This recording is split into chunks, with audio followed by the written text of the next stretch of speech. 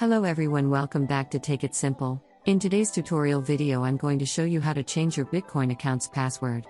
Keep watching the video till the end to learn how without skipping, and don't forget to press the bell icon, so that YouTube will notify you whenever we post a new video. To change your Bitcoin account password, you'll need to first log into your account. Go to any web browser and click it open. In the search box type in bitcoinwallet.com and press the enter sign into your account if necessary. Since I'm already in, let me show you how to change your password. From the left-hand side menu of your account, click on Security. Choose the email and password option. Under Password, enter your current password. In order to continue changing your password, make sure to type in the password correct and move on to the next field and type in a new password you want to change to. After you're done, go and repeat the password in the next text field.